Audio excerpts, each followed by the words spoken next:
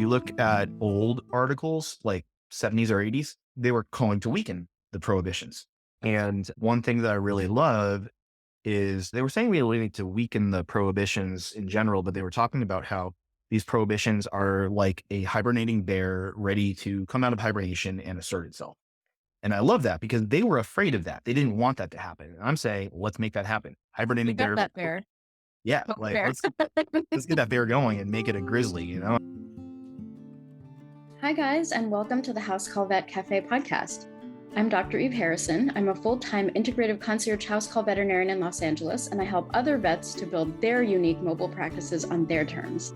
This podcast is for and by house call and mobile veterinarians, so it is meant to give our community a platform to connect, to share our stories, to lift each other up, and to support each other. Most of us work solo as lone wolves, right?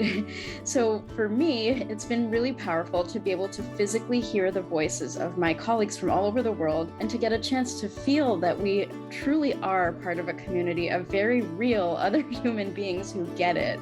While you may be alone in that little bubble of your own vehicle when you're on the road seeing patients, I welcome you to join our community by tuning into our own podcast when you're on your way to your next house call.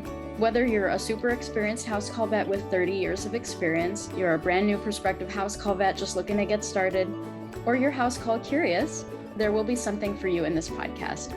Each episode, you will hear interviews from other mobile veterinarians just like yourself who are doing unique and innovative things, vets who are sharing their stories, their struggles and challenges, and you can also look forward to hearing valuable information and perspectives from specialists and experts outside of our micro niche.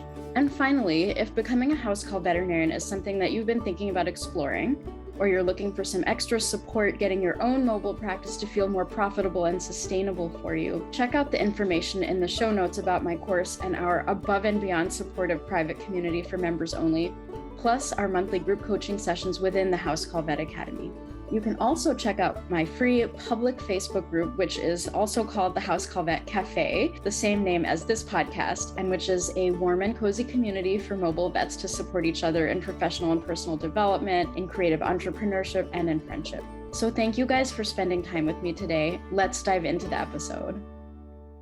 Hey, everyone. This one is a little bit of a different episode. Actually, it was born out of a real fuck up because Dr. Mitch Lee and I had planned a real proper interview just so I could introduce you guys to him formally, since he's been a very popular installment in our last House Call and Mobile Vet virtual conferences, and everyone has really wanted to hear what he had to say. So I thought we would hear from him and then I would air this episode. However, the royal fuck up was that when we were recording our podcast episode, it was raining insane amounts of like Noah's Ark type of rain here in Los Angeles, and we lost connection. And the second part of the recording got screwed up. So we just decided to like redo the whole thing. And in the meantime, I wanted to share with you guys one of the lectures that we presented together at the House Call and Mobile Vet virtual conference, February 3rd and 4th, 2024. So just a couple months ago. And this lecture was really well received. So I thought you guys might like to hear it. And then we will be hearing from Dr. Mitch Lee a little bit later on and just kind of hear his whole story. And I wanted you guys to hear a little bit also on his opinions about what's called direct patient care in the human medical field, which is, I think, maybe one of the closest forms of human medical practice to what we do as house call vets. It's a little bit closer to concierge medicine, but I think it still has that intimate personal touch and the patient first sort of vibe and avoiding insurance and all of that stuff. So I'm hopeful that Mitch and I will get our very busy act together to record a second time and have you guys hear a little bit more about that. But for now, Mitch Lee is kind of like the leader in the movement to take medicine back from corporate interests in the human medical field. So naturally, we've formed a collaboration and we've collaborated a few times together. And I really love what he's doing. And I think the way that he explains things and the way he breaks it down and generally the concept themselves that he works with, I think are really, really relevant for us. So I hope you enjoy this episode. Here is the recording that we made for the conference that happened a couple months ago. And just hoping that taking it to a little bit of a broader audience will help empower and inspire everyone. So hope you like this episode.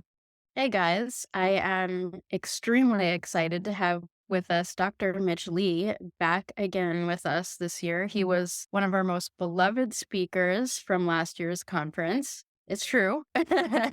Mitch Lee, well, I'll tell you a little bit about him. He's a board certified emergency physician, health and wellness enthusiast, and patient advocate with a direct care practice called Thrive Direct Care. He also runs an advocacy organization called Take Medicine Back, PBLLC.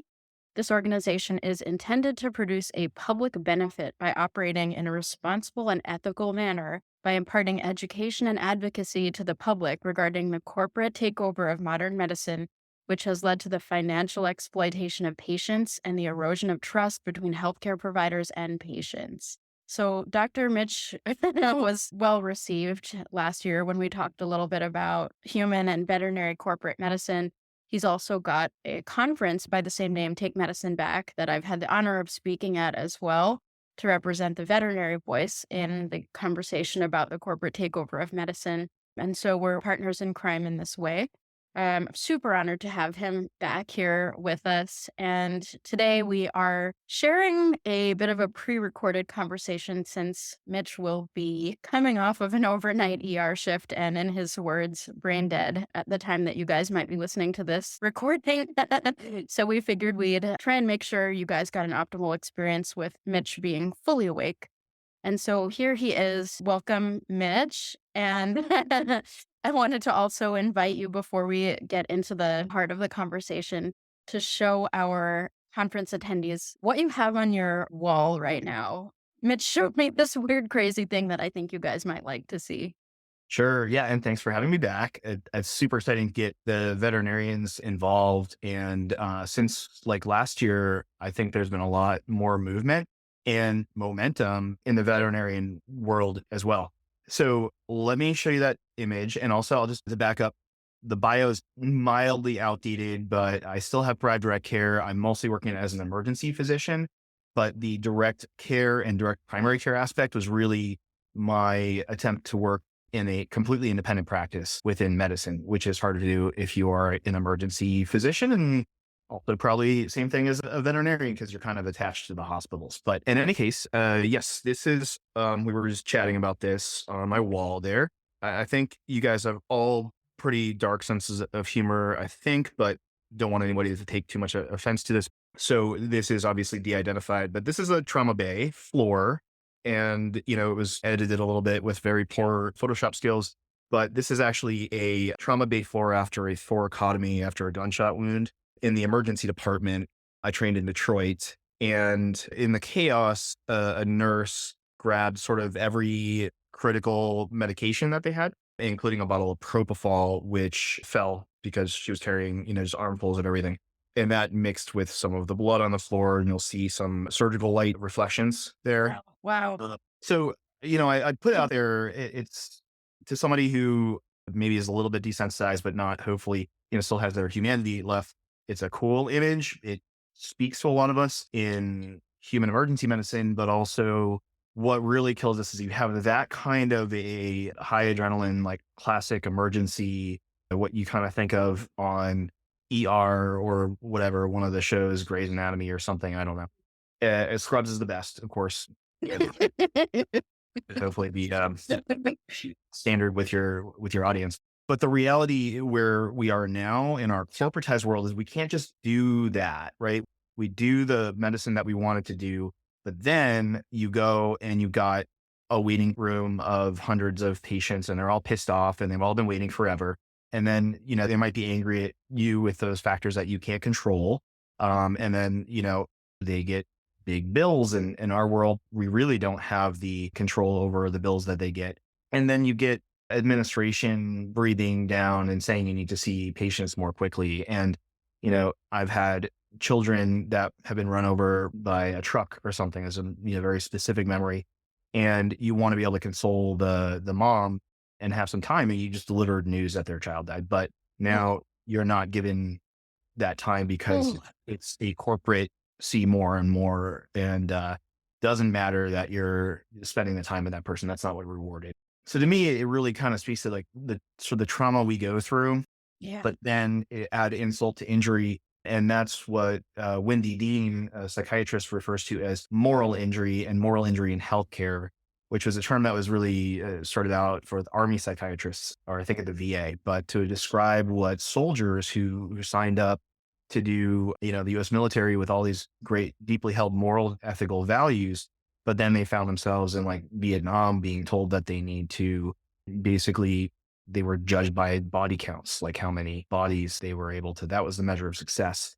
And in the medical world, as we get more corporatized, the measure of success is financial. It's RVUs in our case, or like, how much are you producing? And that's not necessarily in line with what's good quality care. And just like in the military, I mean, if you don't align the incentives correctly, then people will die and you decrease the standards of care and you see too many patients. And we just saw the Boeing plane just blow up in the sky, or a piece of it blow out of the sky. And there's a corporate mentality that took over Boeing as well. And I haven't watched the documentary yet, but it's worth probably watching to see where corners get cut all over. And we're in a profession, a very specific medical professions that this wasn't supposed to happen to. So Right. Right. Thank you for sharing that. And I think that this painting on your wall, or this photograph on your wall, though it wasn't an intentional placement there, really leads beautifully into what we're discussing here. And just like what a powerful visual, just like capturing of what it's like in the ER. Holy shit. My God. And, I mean, I think that the moral injury and the corporate environment that all of this is going down within, it perfectly encapsulated right there. So I wanted to back up a little bit and ask you more specifically, what is the corporate practice of medicine?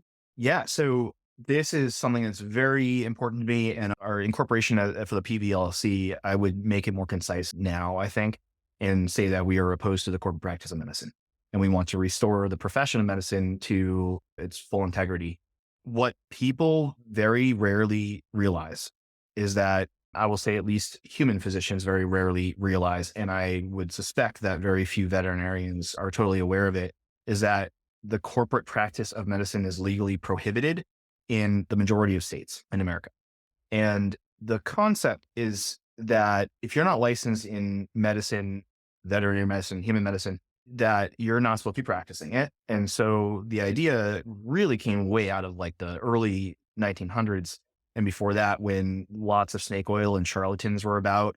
I have no idea what the state of veterinary medicine at the time, but human medicine, like late 1800s, it was, literally snake oil, the cure-alls and peddlers of these scams. And we're getting back there today, but the idea was like, we came up with standards for medicine. And that was like 1910 or so. The Flexner Report was the big one, where they standardized medical schools to 4-year medical schools. And then after that came residencies. And so they closed a whole bunch of like 1-year, 2-year programs, or ones that didn't have any scientific basis. And so the initial idea was just that non-physicians shouldn't be practicing medicine, which is the same in veterinary medicine. And by extension, a corporation, which is an entity, cannot be licensed to practice medicine, because a corporation cannot go to school. It's not a human. It can't take the tests. It can't complete residency. It can never be licensed in medicine. And neither Not can, a human. That's an excellent point. and neither can AI, by the way. So, where that, Ooh, that's a whole, we'll have to have a conversation about AI in the future. That's coming. That's in the pipes. yeah. So we'll see where that one goes. But the concept was that those corporations cannot practice medicine. And then by extension, if the corporation were to employ the physician, then they could influence the practice of medicine. And we see that all the time, but it was a doctrine, and it was also in state medical practice acts made to be essentially illegal to various degrees, because the states started creating these on their own. And so they evolved differently in each state. But the majority said that a physician cannot be employed by a corporation for profit. And that seems fairly intuitive, but we accept it now as like the norm. So today, 75% of physicians are now employed, 74% are employees of a corporation. Now, corporations, that includes like hospital corporations and private equity firms. It includes now like Amazon and also United Health, like big insurance companies. And we know the insurance and payment system is definitely different in the veterinary world. That works our world even more. But we're talking 1 in 10 physicians in the country are employed under United Health, one insurance company.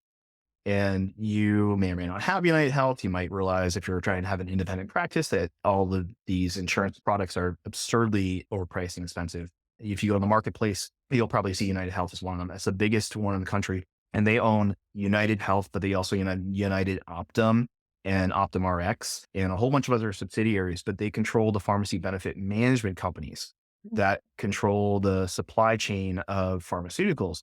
So if you want to control the entire pharmaceutical supply chain, then what better than to also control the prescribers, which are much more loosely defined as like nurse practitioners and physician assistants and physicians.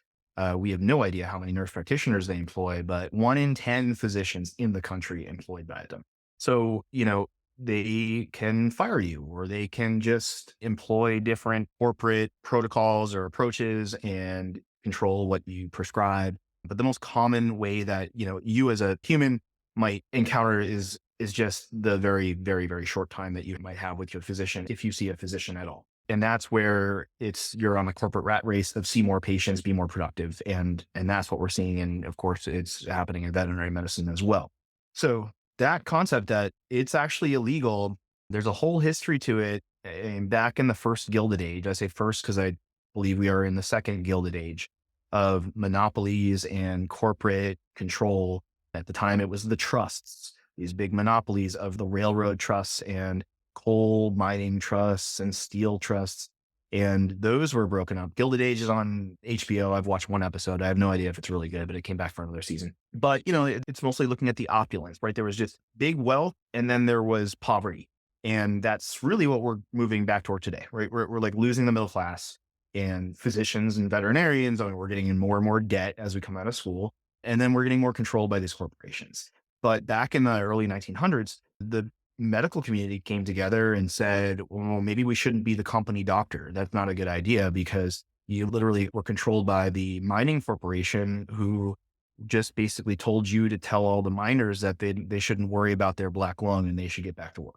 So not good, right? That's controlling the profession of medicine. And that's where we are now. But we've come to such a slow boil that I don't think most of us realize it.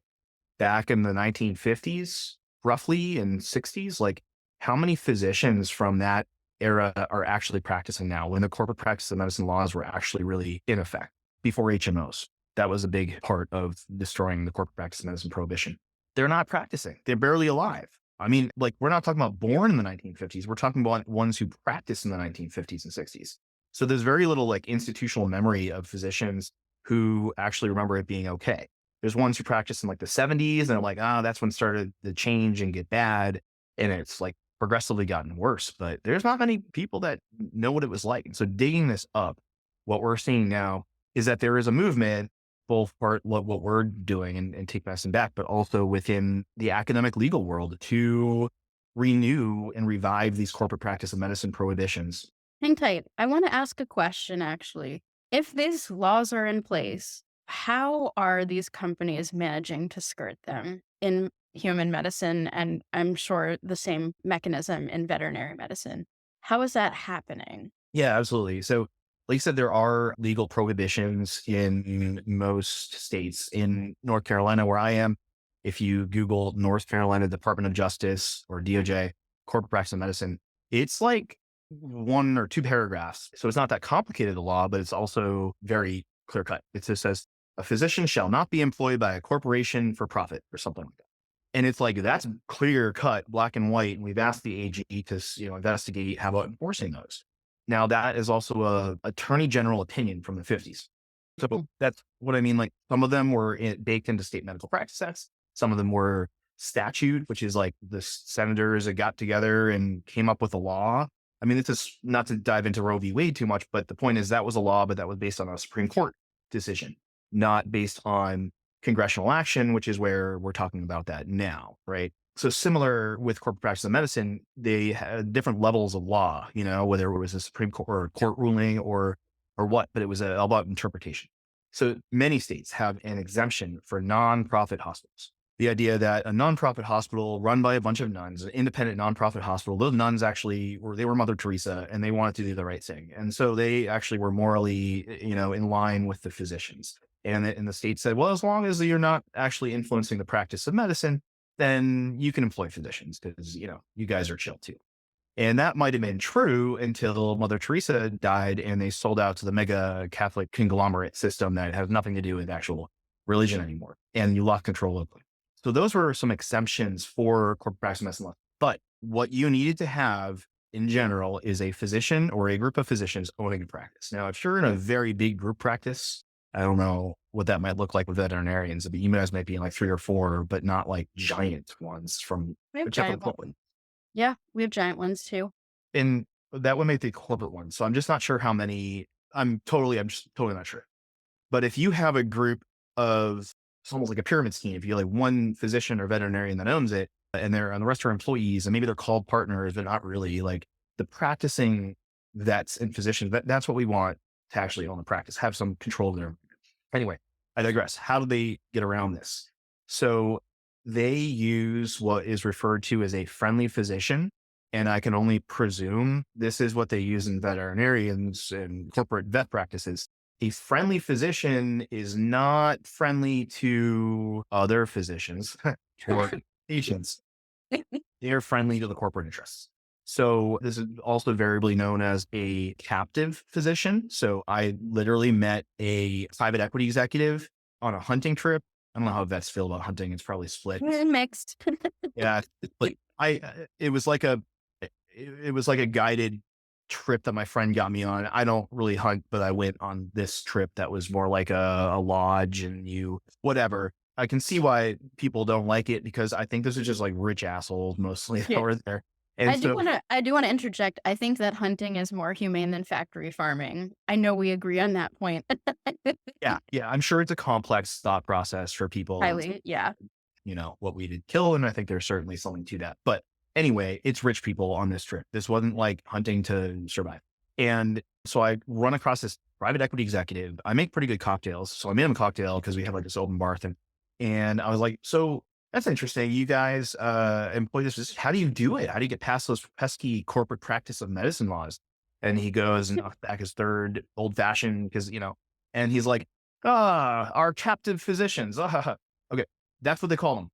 Variably, captive physicians, friendly physicians, or the friendly PC model. That's what's usually in the literature. And captive, friendly, I don't know, they're sellouts. Basically, they're a sellout. So there is, and I make no qualms about that. Like, Wow. and I say that's worse than the actual vets that are selling the practice. That's even a little bit different. Right. I'm talking about somebody who actively is signing over their license to skirt the law to make it look like they own the practice and they're just doing that for money. So that means a corporation has to come to them and be like, hey, it's illegal to do this. This is a law that was meant to protect patients and we are skirting it so we can profit off of patients and off of doctors. And we just want you to sign this paper to make it look like.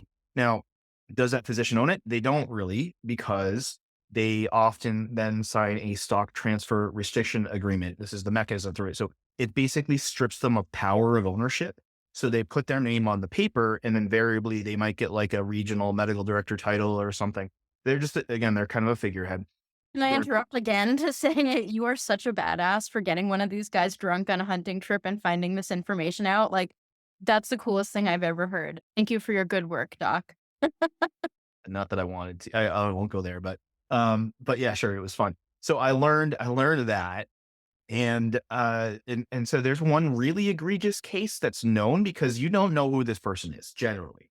And it might be a regional person, but you have to basically maintain control over this physician because that physician is basically saying that they own the practice and therefore they're not violating the corporate practice of medicine prohibition. So you can find this out. It's hard to find. You can go on like the Secretary of State website and kind of look at like who registered what. And you can probably find that person because they had to put their name on the paper at some point to say that they owned it. There was a wrongful termination case by a Dr. Ray Brovant, who was an emergency physician, and he raised concerns about being the only physician in the emergency department and then being pulled up to the floors to do intubations. And there's a trauma center. So if a trauma arrived, there'd be no emergency physician in the emergency department. And this was routine, routinely understaffed, basically. So he raised concerns about, busy ER. And so he was fired, but he also was smart and he recorded it.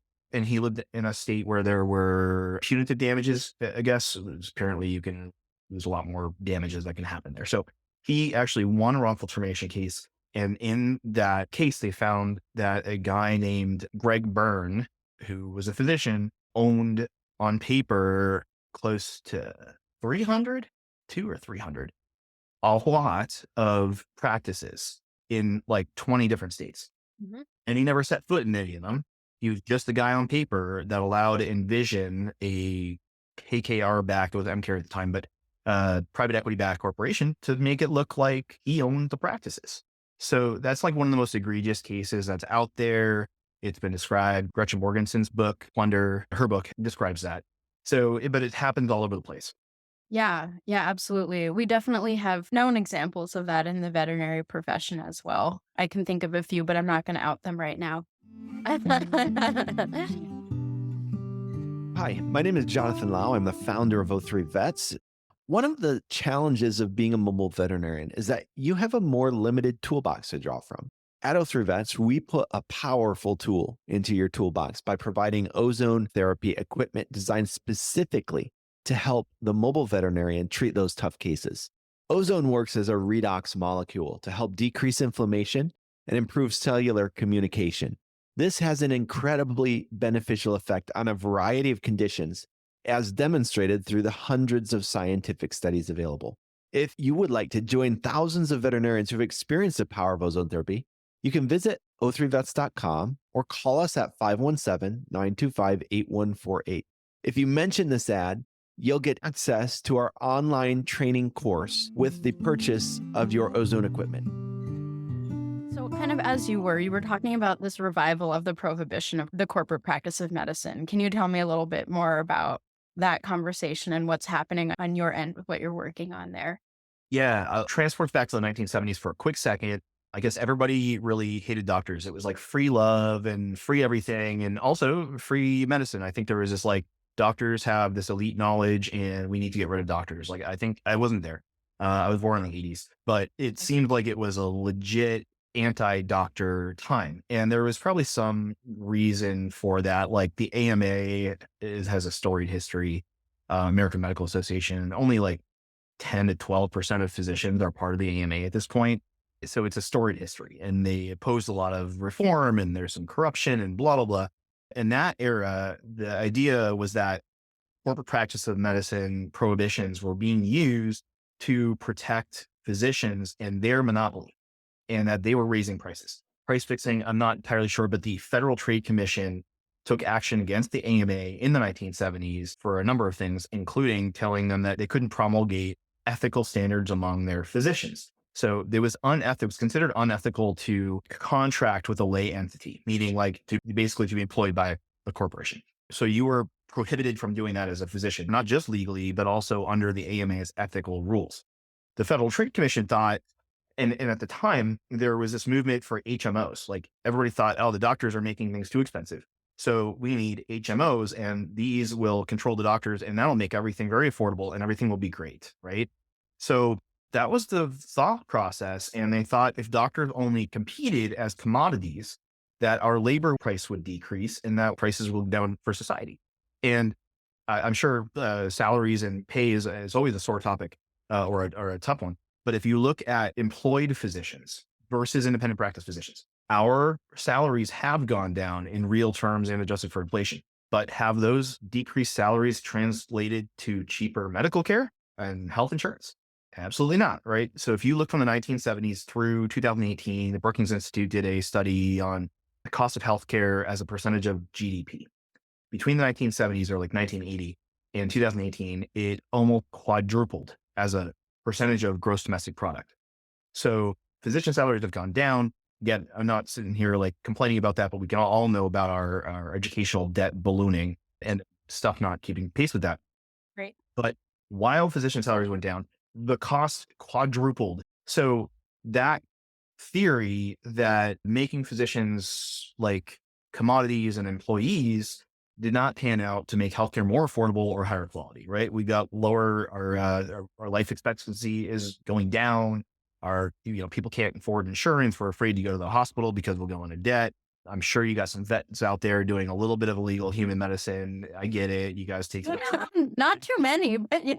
yeah, but you would get bit by a cat. You're going to take that augmentin and you're not going to, I'm not going to go into the ER for that. And, you barely can get that care at an urgent care. So anyway, We keep that very hush hush if we're doing yeah, it. yeah, but I know it's there. But they're all He afraid of said getting it, not bankrupted. me. People were afraid of getting bankrupted. I mean, it's absurd, right? Like you to go to these. So, we're in this horrible position. So now the same, even legal minds that thought we should get rid of this corporate practice of medicine because the physicians are being greedy or whatever. They're like, oh man, but we didn't see private equity coming and we didn't think this was going to get that bad. That's right. There's a good book, several good books, but The Social Transformation of American Medicine by Paul Starr. Honestly, it picked up at chapters 29, 30, and 31. Just if you want to get it on Amazon or Audible, listen to those. But it tells you about the history of human medicine and then about where the corporate practice is going. It does a pretty good job. I think it was updated in 2018. And it, really predicted a lot of where we were going to be. So I think, that's where this was revival. So there's a New England Journal of Medicine article that was published this past year, and it is called A Doctrine in Name Only, Strengthening Prohibitions on the Corporate Practice of Medicine. That came out just this past year, and it's written by Aaron Fuse Brown and Hayden Rookley. And I can't remember if there's one other person there or not, but those are two attorneys. Jane Zhu. So she's a physician at OHSU. And if you look at it, it's like that was coming out right when we were writing our white paper, which people, if you want to look at that, takemedicineback.org. Our white paper's there. It's like 63 pages that you can read the executive summary and the conclusion and sheet if you want to. We'll share that link. Yeah. So takemedicineback.org, also our conference there and everything. So, but that article came out at the same time that we were working on that. And there's another article, I think it's called The Corporatization of Healthcare. And I forget if there's more to that title, but that's Aaron Fuse Brown and Mark Hall, two attorneys at Wake Forest and Georgia State University. And they are calling also for a strengthening and revival of corporate practice of medicine prohibitions. If you look at old articles like 70s or 80s, they were calling to weaken the prohibitions. And one thing that I really love is they were saying we really need to weaken the prohibitions in general, but they were talking about how these prohibitions are like a hibernating bear ready to come out of hibernation and assert itself. And I love that because they were afraid of that. They didn't want that to happen. And I'm saying, let's make that happen. Hibernating bear. That bear. Yeah. Poke Like bear. let's get that bear going and make it a grizzly, not one of those like cute little fluffy black bears that we have over here in Western. Not talking koala bears. Aren't koalas mean? I don't know. Polar bears are mean. Koala bears? I don't know. I've never worked with them. I thought they were really nice. Yeah. Kangaroos are mean. Kangaroos, they look scary. Kick your ass. Polar bears will eat your head off or something, I've been told. And anyway, the black bears here in Western North Carolina, whole different deal, but they're very friendly. They're a very, very, very friendly bunch. Mm-hmm. Don't worry, I don't feed them, but like they are, well, that's a whole talk. There's a lot of studies going on in Western North Carolina because they're everywhere. But so anyway, big dormant bear that can assert itself. So let's take the good side of that and say, yeah, let's wake this bear up. And we can do that if we organize as professions and professionals. And on that note, there's somebody that I hope you guys get to talk to following this, but that's Brendan Ballou, who wrote the book, and I would highly recommend this book, called Plunder: Private Equity's Plan to Pillage America. Now, here we haven't talked about private equity, but just think of anything bad within the corporate world. And then if it is purchased by private equity, just turn it up like 10 notches. I mean, exponentially make it worse. It's a whole nother topic that I think is probably beyond, we'll talk forever. We can talk on the podcast or something, but it's bad. So when they purchase something, they're going to put a whole bunch of debt on that company. That company, in order to then survive, needs to take whatever they did with corporate stuff, but now they need to service all this debt. So they need to squeeze the workers, the veterinarians, the techs, they cut corners on the supplies, and then they increase prices, or they start suing the patients or the pet owners, and they get, everything that you think is bad about corporate medicine gets 10 times worse with private equity. So Brendan talks about private equity. That's the center of that book. But his girlfriend, I have no idea which one of you guys it is, but is a veterinarian. So he covers a lot about vet med in the book, and among other things on the professions. He's also a federal prosecutor with the Department of Justice in the antitrust division, which antitrust has a big component here because a lot of these corporate vet practices will do what's called a roll up. And they, instead of doing big mergers, they take over little practices one at a time until they become massive. So like a snowball, they didn't just they just grew and grew and grew. And that allows them to dominate an area, which does two things. One, it means that if you're a vet and then there's only one place to work in town, then you can only work there. They control it's called a labor monopsony, different than monopoly. It's when there's only one buyer of something and that buyer is labor. And if you are the labor as a vet, then they have control over that. Same thing with monopoly. If there's only one vet practice in town, then you can only bring your pet in one place. So private equity drives a lot of that. Anyway, he'll be speaking at our summit on behalf of himself, but very much overlaps with what the Federal Trade Commission is doing right now and Department of Justice in terms of breaking up some of these corporations. His federal role, which he's not speaking on behalf of of his federal position, but he's a federal prosecutor in the Department of Justice, special counsel to the antitrust division, which the Department of Justice and Federal Trade Commission right now have been charged by the White House. Whatever you think about politics right now, I mean, there's a lot that's a mess, but this is a good thing. It's been charged to investigate corporate greed in healthcare. And the current Federal Trade Commission with Lena Khan at the helm is a very different FTC than a few years ago. And they are looking to break up big monopolies in a way that really hasn't been done since the 1910s and 20s with like Teddy Roosevelt. So there is movement there in human medicine. And obviously this matters to you guys because of your own profession and also because none of us can afford healthcare. And, so it matters from that perspective as well. So I'm hoping he gets to speak with you guys. He has to get clearance from the DOJ. Yeah, Uh, we'll hear from him during the conference. He's on board. Great. Yeah. He just needed to get clearance. So I'm not sure if that's gone through yet, but has to check with Uncle Sam. And so I hope you guys can speak with him next. And then there's stuff that we can do to organize and take medicine back it was inspired by the American Academy of Emergency Medicine, but we want it to be multi-specialty. And frankly, we don't have really the same rules. We want to be multidisciplinary as well. If we can rally veterinarians and dentists, and I don't know about the podiatrists because feet are gross, but you know what I mean? If we can get multiple professions that have, respectable, like the professions, they've done 4 years of training, they're established and organized to strengthen corporate practice of veterinary prohibitions, corporate practice of dentistry. We really need to combine forces there to fight these forces. Yeah. Yeah, I agree. Feet are really gross. So I would be just fine if the podiatrist did not join us. Can you tell me a little bit about what you think this all means for veterinary medicine and what, as veterinarians, can we do about all of this? How can we participate? How can we join this momentum and this movement? How can we do this on an individual level? And how about on a more community level? Yeah. And I'll just in case there's podiatrists watching, I guess we should probably agree that feet are gross, but podiatrists might not be gross, but they do touch them. So that's gross. Anyway, I'm okay with the podiatrists joining as long as they wash their hands. But I think there is an awful lot. So we know it's hard to run a private practice in general. We also don't get the skills. I would presume you don't get the skills in veterinary school. We don't either. And there's obviously differences that I can't really speak to, which was the payment system and what are patients or pet owners willing to spend, that kind of a concept. But I would say if it is hard, which I presume it is, that it really is worth it to keep these skills because we don't know how to run private practices now in medicine.